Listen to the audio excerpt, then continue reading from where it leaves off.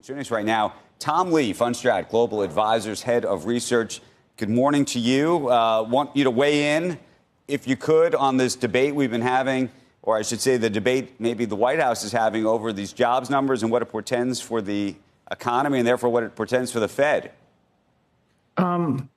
We can see that Fed fund futures jumped from roughly 2.3 cuts by the end of this year to almost 3. So on the heels of that jobs report, the bond market essentially is saying that the labor market is now deviating further from the Fed's target than inflation, and therefore justifying actually one additional cut. So I think that makes sense to me, because we know inflation, and that August CPI gets reported this week, may be elevating, but that the markets are going to begin to view that as transitory.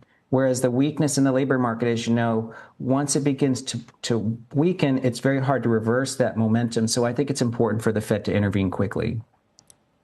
And are you of the view 3 times this year, minimum?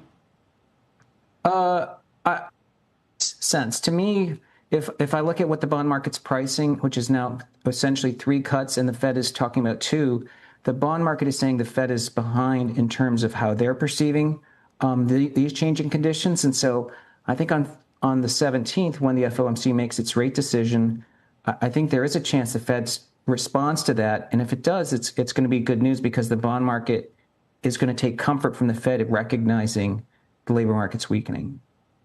Hey, Tom, even if the Fed cuts rates, it controls the short end, but not the long end. What do you anticipate happens on the longer end, and what do you think happens to the mortgage market, too, as a result? The long end is something to wonder about, because we know globally, the 30-year especially has crept up. And we know that the Fed and other central banks have acknowledged that monetary policy has a lot of influence up until 5-year. You know, the correlation is 90%. But once you get into the 10-year, the bond market is making its own decisions about growth. That is something kind of troubling. But on the other hand, I think mortgage rates could come down sharply, because the spread between the 30-year mortgage and the 10-year is over 300 basis points. The 50-year average is around 160. So the Fed, if it begins to resume cutting and the bond market views that as essentially an easing trend, the 30-year mortgage could drop 150 basis points if the 10-year doesn't even move. That's a lot of easing for the housing market.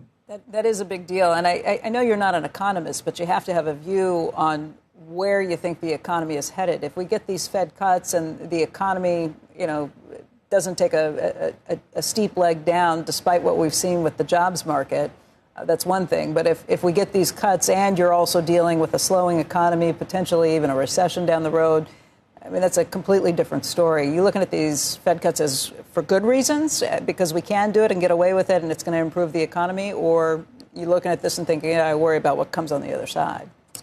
I'm going to take the camp that I think that these cuts are actually going to be very constructive for the economy, because the 30-year mortgage is strangulating the economy. We know housing has slowed dramatically, but we also know that there's a lot of pent-up demand for housing. So it's a market that does need to be fixed in terms of easing sort of supply-demand conditions.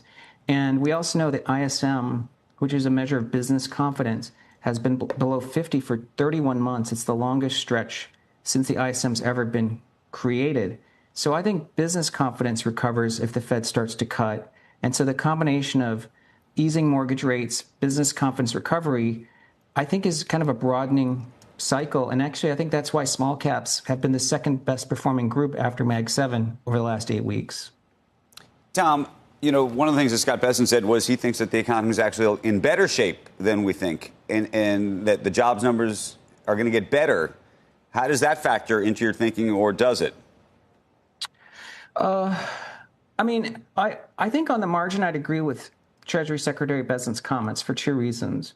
One, when we go through corporate earnings, we don't have any increase in comments from businesses saying business tapered off in July or August.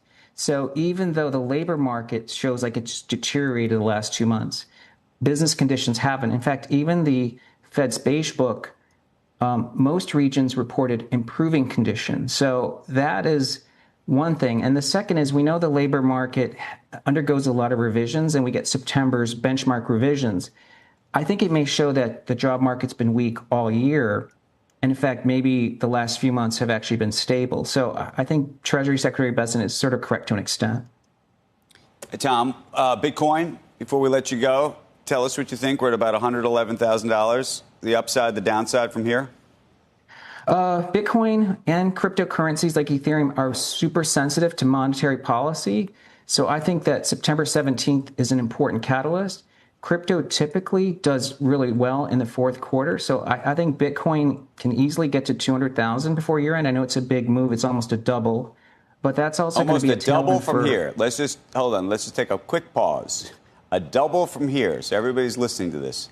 We're at $111,000, and you think we, by Christmas time, effectively, we could be at 200,000? That's right. One of the reasons Bitcoin stalled this year is the Fed's been on pause for 9 months. That pause all year, if you look at an easing cycle, that's only happened 2 other times, in 1998 and 2024, where the Fed began to resume cuts in the fourth quarter in September. Equities do really well. As you know, crypto is beta to equity. So I think it's going to be a very strong fourth quarter. Small caps should also rally, like IWM, but that also is really bullish for Ethereum, which is highly linked to small caps. So you are seriously bullish into the end of the year at this point, given these rate cuts. You don't look at it as bad news is good news, but therefore the good news can't be that good situation? I would be more cautious, Andrew, if we didn't encounter so much skepticism about stocks. I think year to date, the S&P is up 10%. As you know, when you look at a pretty good measure like AAII, net bulls, less bears, it's been negative for 5 weeks. So at all-time highs, investors are bearish. And we find that skepticism among our institutional clients. So I think most are kind of bracing for a defensive view between September and year end. That's why I think that the stock market will surprise to the upside.